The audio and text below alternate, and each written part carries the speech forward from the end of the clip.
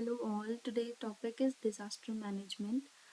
Here we have some subtopics like disaster, difference between disasters and hazards, vulnerability, risk, capacity, disaster management, types of disaster, and disaster management cycle and phases on which we will discuss. So we'll start with the disaster definition of disaster.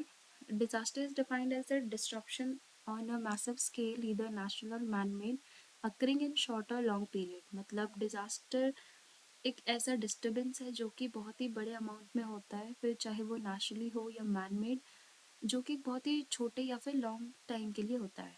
Disaster cause करता है human, material, economic और environmental losses को, जो कि beyond variable capacity होता है affected society के. अगर हम कुछ मेन पॉइंट्स देखें इसके, तो जैसे ये अनडिज़ायरेबल अकरेंस है, ह्यूमन कंट्रोल के बाहर है, स्ट्राइक जल्दी क्विकली हो जाता है, लिटिल और नो वार्निंग के साथ, जो कि बहुत ही सीरियस लाइफ डिस्ट्रप्शन करता है लाइफ को या प्रॉपर्टी को, जिसमें कि डेथ और इंजरी भी इंक्लूड होते हैं. अगर हम कुछ एग्जांपल्स देखें डिजास्टर के, तो earthquake, flood, tsunami, landslide, volcanic eruptions है. कोई भी हज़ार्ड जब एडवर्सली इम्पैक्ट करे ह्यूमन लाइफ पर या ह्यूमन लाइफ पर वनरेबल पीपल के, तो वो डिज़ास्टर में कन्वर्ट हो जाता है. जैसे कि हमें पता है कि इंडिया एक कोस्टल एरिया में सिचुएटेड है, तो स्टैटिस्टिक्स के अकॉर्डिंग ये 30 डिफरेंट टाइप्स ऑफ डिज़ास्टर हैं जो कि प्रोन है, वनरेबल है होल इंडिया में, जो कभी भी हो सकते हैं. अब हम बात करते हैं difference between hazards and disaster. वैसे जनरली हैज़ार्ड और डिज़ास्टर को इंटरचेंजेबल ही यूज़ किया जाता है, बट इसमें स्लाइटली से डिफरेंस है. अगर हम देखें तो हैज़ार्ड क्या है? हैज़ार्ड एक ऐसा डेंजरस फिजिकल कंडीशन है और इवेंट है, जैसे लाइक अर्थक्वेक हो गया, फ्लड हो गया, वॉल्केनिक इरप्शन, लैंडस्लाइड, ड्रॉट, ये सब ऐसे नेचुरल हैज़ार्ड्स हैं. बट वो डिज़ास्टर में कन्वर्ट कब होते हैं? जब उसके जो कॉन्सिक्वेंसेस है वो ह्यूमन के लाइफ को लॉस करे, इकोनॉमिकली लॉस करे. जैसे कि अगर हम एक एग्जांपल से समझते हैं, अगर रेगिस्तान में अर्थक्वेक आया और वहाँ उस पर्टिकुलर एरिया में जिसमें अर्थक्वेक था, वहाँ पे कोई ह्यूमन था ही नहीं या कुछ था ही नहीं, तो वो लॉस किसी को हुआ ही नहीं, तो वो एक हैज़ार्ड है. बट सेम अगर वो अर्थक्वेक ऐसी प्लेस पर आए जहाँ पे एक डेंस पॉपुलेशन है, वहाँ पे इंडस्ट्रीज़ है, वहाँ पे जो भी लॉस होगा इकोनॉमिकली, तो वो डिज़ास्टर में कन्वर्ट हो जाएगा. अब वो हैज़ार्ड नहीं होगा. तो यही एक छोटा सा डिफरेंस है. Just like hazard will contain small number of peoples but और no numbers of people, but disaster contains a large number of people whose are affected.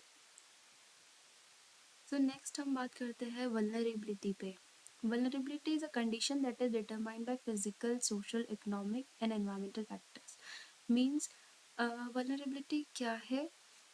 कुछ ऐसी मतलब वल्नरेबिलिटी वो फैक्टर्स है जो कि मेजरली इन्फ्लुएंस्ड होते हैं किसी भी डिज़ास्टर के होने पे. जस्ट लाइक इसके डिफरेंट टाइप्स है: economic vulnerability, physical, social vulnerability. Example से समझते हैं.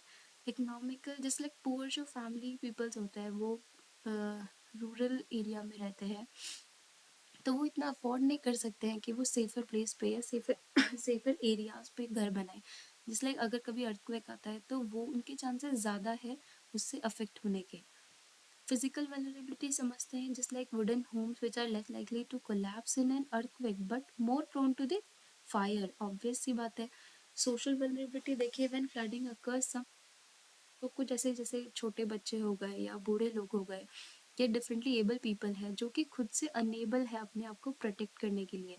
तो ये कुछ ऐसे फैक्टर्स हैं जो कि वल्नरेबिलिटी के अंदर कैटेगराइज होते हैं. नेक्स्ट टॉपिक है risk.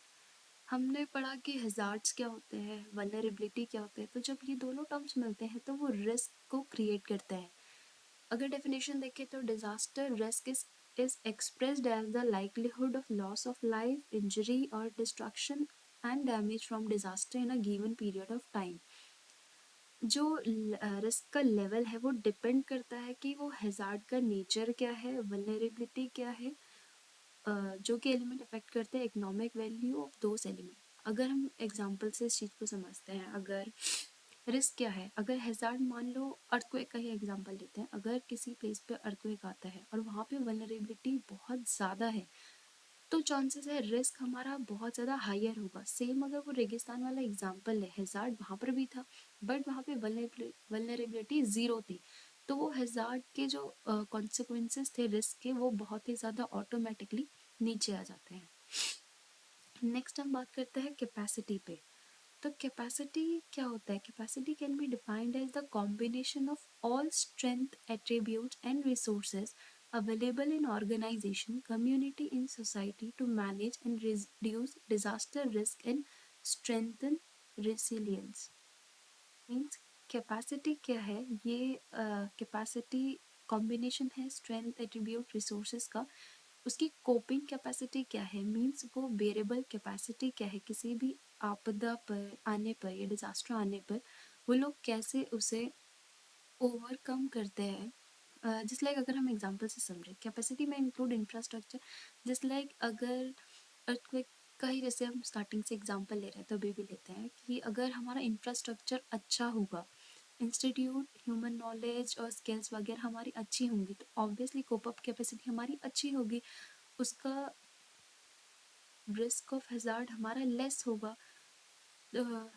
Just like next point, coping capacity is the ability of people, organization and system using available skills and resources to manage adverse condition, risk and disaster. Same thing इस line में भी ऐसे ही बोली गई है।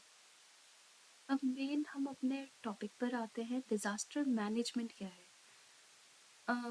The Disaster Management Act of 2005 defines Disaster Management Act 2005 हमें बताता है disaster management is an integrated process. ये एक ऐसा प्रोसेस है जिसमें कि planning, organizing, coordination and implement measures होता है, जो कि ज़रूरी है किस चीज़ के लिए? Prevention of threat of any disaster, किसी भी डिज़ास्टर के थ्रेट को रोकने के लिए, किसी भी डिज़ास्टर के रिस्क को कम करने के लिए, उसके कॉन्सिक्वेंसेस को कम करने के लिए, ताकि हमें कोई भी डिज़ास्टर आने पे हम पे कैसे उसे ओवरकम कर सके, हमारी प्रॉम्प्टनेस कैसी है उस डिज़ास्टर को लेके। अगर कोई डिज़ास्टर हो गया तो हम कितने प्रॉम्प्ट है, कितनी हमारी तैयारी है उससे ओवरकम करने के लिए। Assessing the severity of the effects of any disaster, rescue and relief. अब डिज़ास्टर हो गया तो कैसे हम रेस्क्यू करें, उन लोगों को रिलीफ प्रोवाइड कराए जो उस डिज़ास्टर के अंडर जिन्हें कॉज प्रॉब्लम्स हुई हैं, उन्हें रिहैबिलिटेशन कैसे प्रोवाइड की जाए और रिकन्स्ट्रक्शन कैसे किया जाए। ये सब चीज़ें हम देखते हैं डिज़ास्टर मैनेजमेंट में।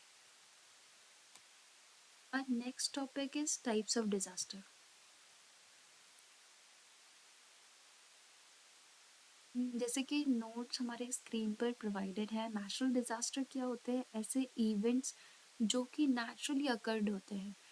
जैसे अगर एग्जांपल लें हम जियोलॉजिकल में सुनामी, लैंडस्लाइड, अर्थक्वेक, इसमें ह्यूमन एक्टिविटीज़ का रोल नहीं होता है।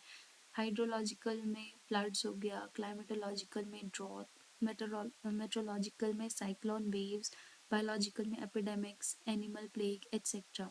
ये सारे हमारे नेचुरल डिजास्टर्स हैं जो कि इनएविटेबल है, but they arrive with prior notice nowadays which help. ये अब पहले ही हमें पता चलने लग जाता है, जिस कारण हम अपने डिज़ास्टर मैनेजमेंट को और ज़्यादा इफ़ेक्टिव और एफिशिएंटली अपना प्लान बनाते हैं। गवर्नमेंट ऐसे अरेंजमेंट्स पहले ही कर देती हैं जो कि इम्पेक्ट करता है मिनिमाइजेशन में, ताकि इसका जो इफ़ेक्ट है वो लेस हो, ऐसे मेजर्स ले लेती हैं। अब मैन मेड डिज़ास्टर्स कौन से डिज़ास्टर्स होते हैं? वो जिनमें कि ह्यूमन एक्टिविटीज़ का रोल होता है due to the carelessness of harm और harmfulness intentions of man is called man made disaster. ये स्लाइड्स अभी हम जल्दी जल्दी पढ़ेंगे, इसके आने वाले स्लाइड्स में हम इनका और इलेबोरेटिव टर्म रखेंगे। मैन मेड डिज़ास्टर के कुछ एग्जांपल सोसाइटल डिज़ास्टर है, जैसे टेररिज्म हो गया, स्टेम्पेडेस हो गया, वॉर्स हो गया, chemical disaster, transportation disaster, and environmental disaster, etc. Once man-made disasters come into being, they cannot be stopped from causing serious destruction nearby the fear its own occur unexpected reason due to unknown reason. These disasters can be avoided by introducing significant measures and smart scheme, taking lesson from the previous experience. Obviously बात है जो कि अब disasters है वो कि avoid किए जा सकते हैं बाय नए नए सिग्निफिकेंट मेजर्स लाके, स्मार्ट स्कीम्स लाके, और जो हमारे प्रीवियस एक्सपीरियंस है उनके बेस पर न्यू टेक्नोलॉजीज लाके। तो ये डिसास्टर मैनेजमेंट का टॉपिक हम यहीं पे एंड करते हैं। अब नेक्स्ट टॉपिक में हम नेक्स्ट इसके पार्ट में हम दूसरे टॉपिक्स को इंक्लूड करेंगे। Thank you.